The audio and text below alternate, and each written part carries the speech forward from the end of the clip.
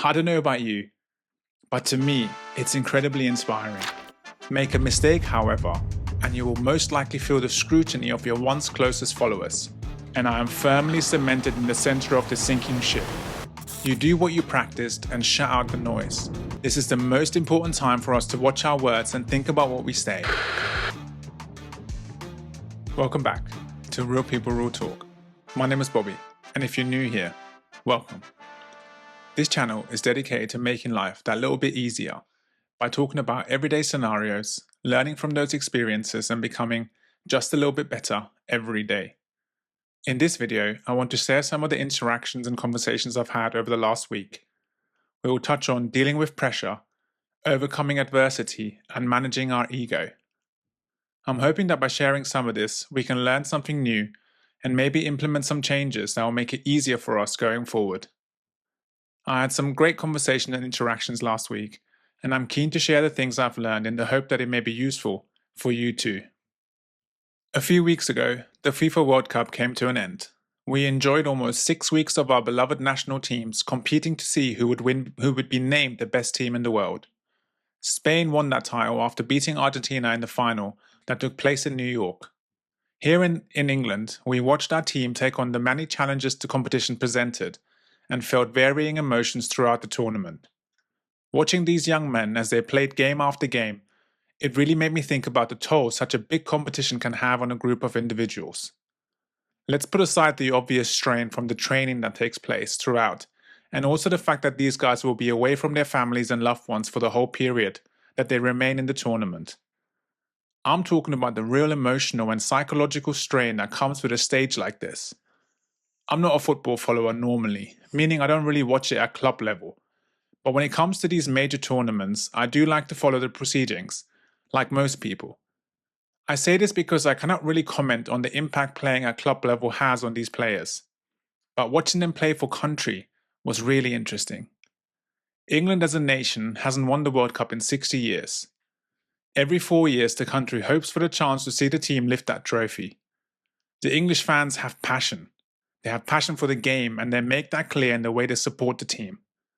Whether it is the singing, the creative chants they come up with, or just the fact that they would take numerous weeks off work to go and be in the midst of these games in the USA. All these fans also have their opinions and thoughts on strategy, who should be playing, and how they should be playing. This level of love for the game and winning comes with a huge amount of pressure for the players. Do something great and you'll be celebrated as the hero that you are. Make a mistake, however, and you will most likely feel the scrutiny of your once closest followers. Winning or losing isn't just about the players, the managers, and the wider team. It's also for a whole nation of individuals that are watching closely. With that in mind, what does it really feel like to lace up those boots on match day? What does it really feel like when the ball is at your feet and you now have to do something? In addition to that, this is a major tournament. There will be post-match interviews where your performance is questioned, and with millions watching, you have to say the right thing when emotions are at their highest. Be humble in victory and gracious in defeat. If not, we may be seen as overconfident for the next game, or our mentality could be questioned, and this then becomes the reason for the defeat. My point here is that it feels like a lot of pressure. We aren't just trying to please the manager or our fellow teammates. We're also carrying the happiness of our entire nation on our backs as we come out of that tunnel onto that pitch. I can't say I have felt that type of pressure in my life, and I'm not sure what work these young men are doing to put that aside and still play the way that they play. What I can tell you is that it's most likely the same way we deal with any pressure, just on a bigger scale. You do what you practiced and shut out the noise. During the time the game is on, you'd have to work really hard to stay focused on what matters. Your teammates, the opposition, and the ball. And yes, some of us will falter in that focus at some times, and that's where we need our teammates to pull us back in. Mentally, this would have been a big test for all of the players that played in the World Cup, and we were able to observe the variations in that. The teams that ended up in the last four certainly showed some serious mentality. The teams that came back from adversity when it mattered most by finding that inner strength and working together as a unit. Of course, mistakes were made, and the teams that took accountability and learned quickly are the ones that advanced furthest. Of course, we could talk about the football, and whether the right strategy was used at the necessary times, whether a team changed formation too early, or whether that specific player could have been in a better position during a corner kick. However, I think there was so much more to learn from the mentality of these players and the pressure that they had to overcome to perform at the level that the world needed them to. Things to learn from how they articulated themselves after the game, showing desire to learn and get better, and lift each other up when they needed to. Take accountability of mistakes and make changes quickly, because rest days were minimal. These are all the things we can bring into our personal and professional lives. In most cases, we won't have a whole nation's eyes burning into the back of our necks, so overcoming our pressures and expectations seem just a tiny bit easier. This whole tournament was an act of service from the players for their respective nations. They did the work whilst asking for little in return. And yes, it's disappointing that we did not lift the trophy this time round. And it's frustrating that England played so well in the third place playoff against France, which was only a few days after losing and missing out on the final. But the pressure for the third place game was nowhere near as heavy to carry as the rest of the tournament. That game, these boys were having fun. They were back in their old neighbourhoods having a kickabout. England had a solid tournament. They managed to get to a stage that the team hasn't been in for 60 years. Most importantly, they showed heart. As we move on with our lives now that the tournament is over, take some time to think about that mental strength. Let's take a moment to learn from these young men. They stood in front of that scary dragon and tightened their ranks. They looked adversity in the eye and said, "Bring it on." I will certainly keep them in mind the next time I feel under pressure. I will certainly think about them the next time I speak and emotions are high. Over the last 2 weeks, we also watched the final season of The Bear. If you're unfamiliar with the program, it's a series following a team in a restaurant trying to make the establishment profitable. They have a number of challenges along the way, and each one of them has their own story and things to work through in order to be their best they can be for their lives and the restaurant. There was a scene in particular that stood out to me. The head chef Calm had previously told his second-in-command Sid that he'll be handing the reins over to her. He told her that his goal is to leave the restaurant and move on to different things, and that she would be the one in charge, and the one to take the place to the next level. They agreed to tell the rest of the team together when the time was right. This seemed like the right thing to do. During a particular service, one where pretty much everything seemed to go wrong, including not having enough food and a burst water pipe, Calm and Sid are addressing the team to get them up to speed as to how the evening was going to go. At the time, they are told that the booking system malfunctioned and they had been overbooked by 3 times the amount of people they could handle. As the whole team loses their heads, somebody asks Calm what the new plan was going to be. Calm, trying to be inclusive and allow Sid to make the decision based on their previous conversations, asks her what she wants to do. Sid freezes and doesn't really know what to say, and Calm steps in to reassure the team. He says things like, "We can get this done, we just keep going and stay focused." Sid, now enraged by being talked over, says something along the lines of, "Yeah, great, I quit, but let's keep going." This makes the whole situation 10 times worse. The team, now aware of Calm's choice to move on, are left forgetting about the problems in the restaurant and thinking about why Calm is leaving them behind. The scene really made me think about things that we say when emotions are high, and also about leadership. When everything was going wrong, the team needed their leader to come in and reassure them, let them know that they can handle the adversity, remind them of their skills and also the times where they faced the worst and came out at the other side unharmed.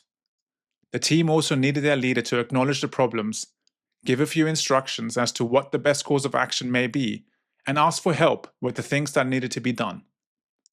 Despite giving Sid that opportunity, Calm recognized that in that moment there wasn't a real option to freeze, and the silence was too long for him. Therefore, he decided to jump in. Sid, on the other hand, is already working through the struggle of establishing a leadership in a place where the whole team still believes that their leader is someone else. Every time a leadership question is directed at Calm, she will most likely feel a little bit of annoyance. In that moment, I believe Sid felt that she was losing the little bit of control that she did have over the place, that she felt fearful of what would happen next.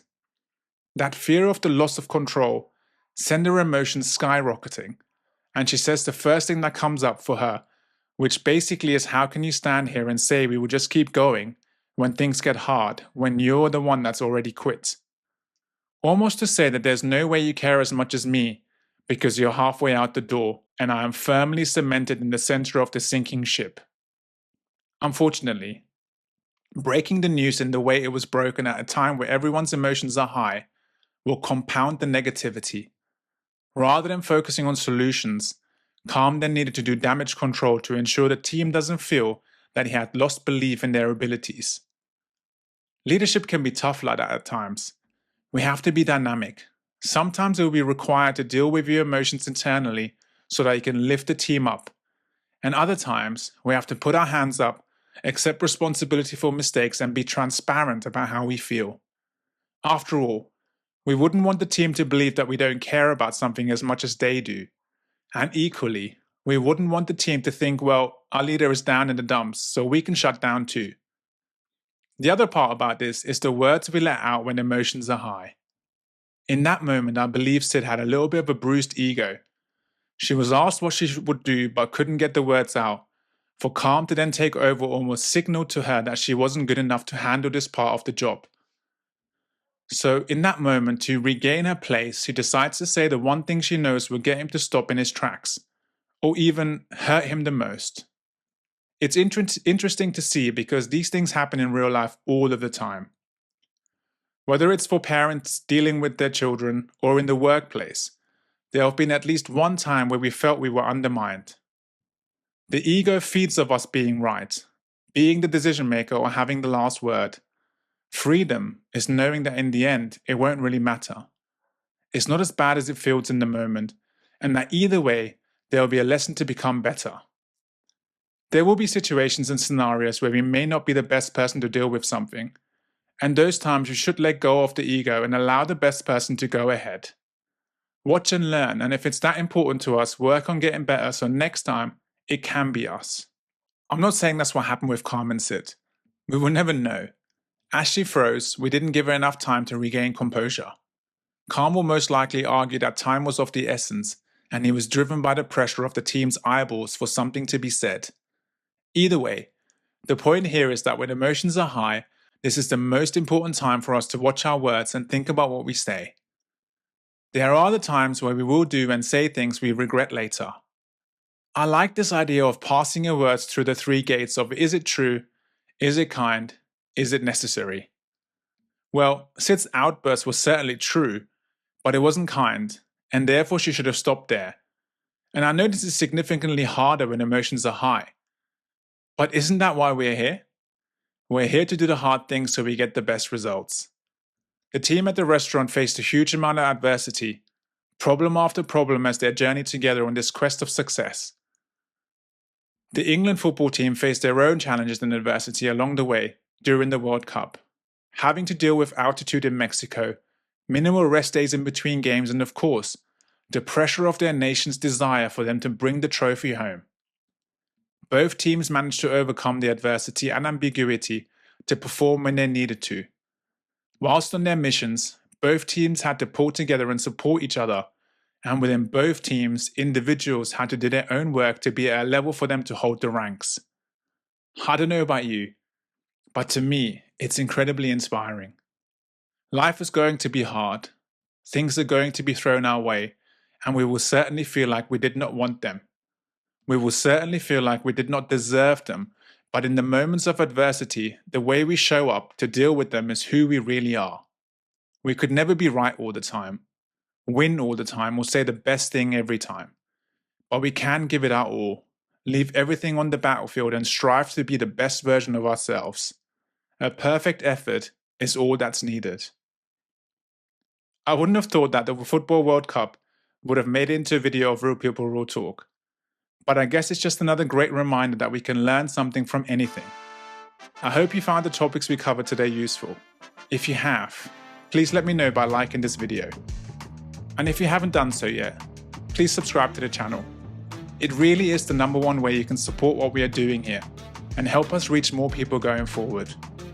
You have made it to the end of this video, you must have enjoyed it. Here's another video that YouTube believes you may like. Go ahead, give it a go. My name is Bobby, and this is Real People Real Talk. Thank you for watching, and I hope to see you again very soon.